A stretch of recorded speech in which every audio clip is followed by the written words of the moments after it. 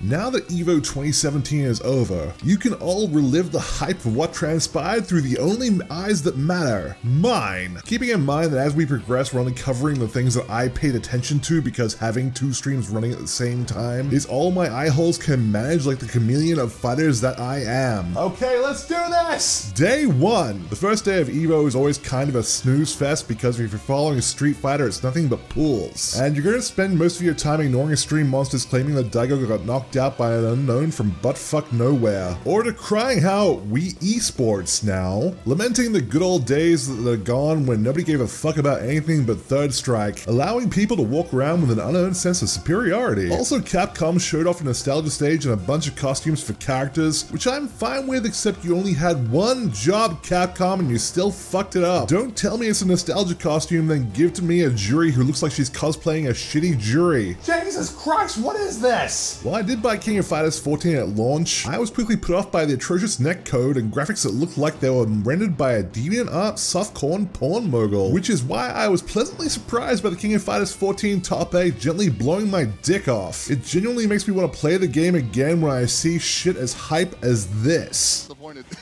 I don't know what to do, man. No! Oh, no! Does not opt. Oh! The command grab! Don't wait, Daddy! The stop sign! Get activation going here, man! Oh, it's over! He's got it! He's got it! It's over! It's good! It's what is it? 2017! Finally! He's done it! Day 2.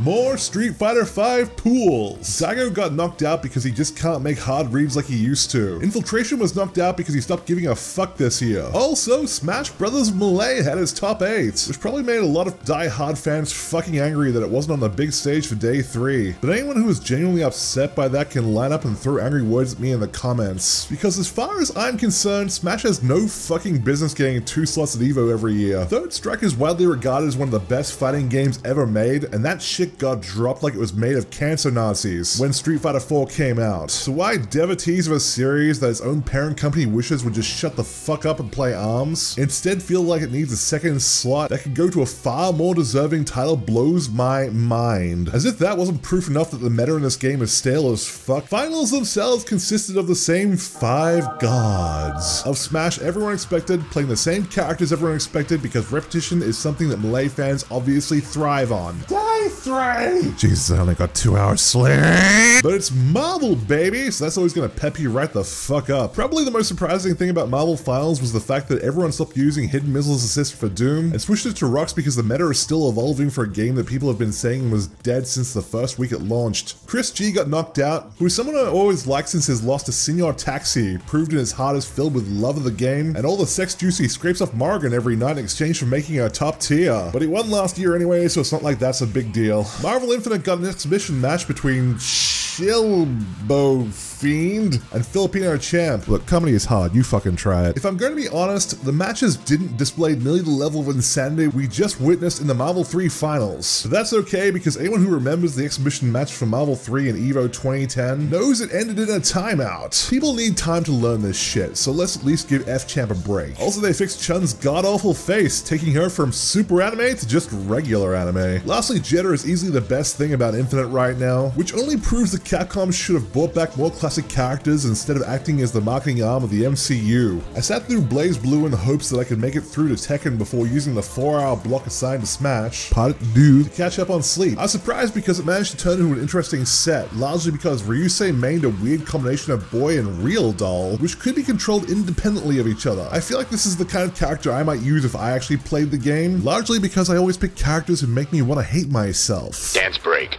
Arika showed off more of Fighting Layer EX, or whatever the fuck it's called, which immediately seemed like a no-hype moment because we only saw the same 3 characters and stages they've been toting around for months, like a world's greatest dad mug. But then Skullomania showed up and we all got really excited because he's the one character everyone nags Capcom about every time the whiff of DLC wafts through the air before Ono reminds everyone their new business model is built on disappointment. But then they shut off Darren and we all ceased giving a shit because honestly, who plays the non-union Zangief from the first first place. Christ, at least give me Blair so I've got something to put in the waifu spank bank. Kato was announced as a DLC character for BlazBlue, which I guess is okay. Also, there was a new trailer for a crossover game between BlazBlue, Persona 4, and Ruby. This should immensely please everyone who still thinks it's 2007. I tried to be a trooper and stick it out for Tekken 7 when the game finally came up, but I only held out for a few matches before my eyeballs started melting out of my skull and the need for sleep overwhelmed me. The only things I gathered were that Aris's beard is even more beautiful than I imagined, and Jesus Christ, how they move so fast in footsies! When I play Tekken, it's like watching a glacier slowly tear itself away from the Arctic to wreak its terrible revenge on those who confuse climate change with solar cycles. Watching this just makes me angry that I can't move around like I'm suffering some kind of seizure too.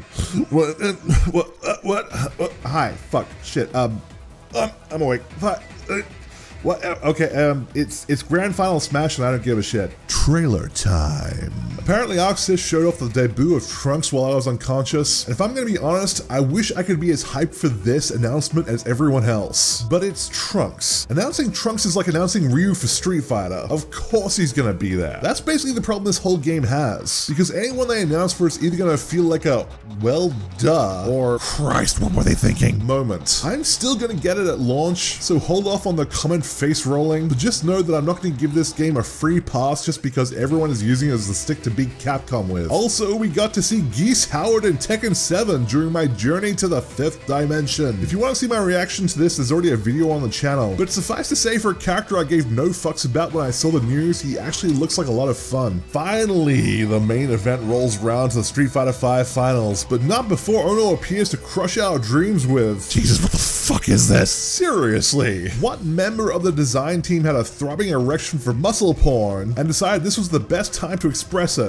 I know bashing Capcom is the popular thing to do these days, which even I'm guilty of taking advantage of, but honestly, they're just making it too damn easy. Who was this character made for? Raise your hand right now if you're honestly thinking about maining this character. Then take it down if you've already installed Jury's Amazon mod on PC. Anyone left needs to be fucking ashamed. At least the mod guys aren't kidding themselves for why they're considering it. Top 8 of Street Fighter V kicked off with me screaming to anyone who would listen that Punk needs to lose. Not because I don't think he's undeserving of his success. The man has godlike reads and the reflexes of a mongoose. His skill and understanding of the game is absolutely undeniable. Instead, I wanted him to lose because he's a pad player. Actually, I really wanted him to lose because Punk needs a dose of humility. He lives up to his namesake far too effortlessly because he's good and he knows it. Which wouldn't be a problem if he didn't express that knowledge by teabagging every chance he gets and disrespecting pros like they're the flies that buzz around his shit. Which is why I was high as balls on Schadenfreude as I watched Takedo use the first set of finals as data to completely dismember Punk in the reset. You could visibly see the color draining from his face as he began to realize he had no answers for Takedo's vast wealth of experience of not only taking on the best players in the world, but for also dealing with the pressures of the EVO main stage and the world's eyes watching his every move. You literally could not ask for a better example of what it was like to see Icarus fly too close to the sun. But regardless, it was still a fucking amazing final set, which almost makes me forget how bland last year's finals were. EVO gets bigger and better every year, which is good because I'm sick of Overwatch acting like it's hot shit when it comes to esports. Anything it can do, the FGC can do better with fast action, incredible hype, and well-designed character. Oh god, no!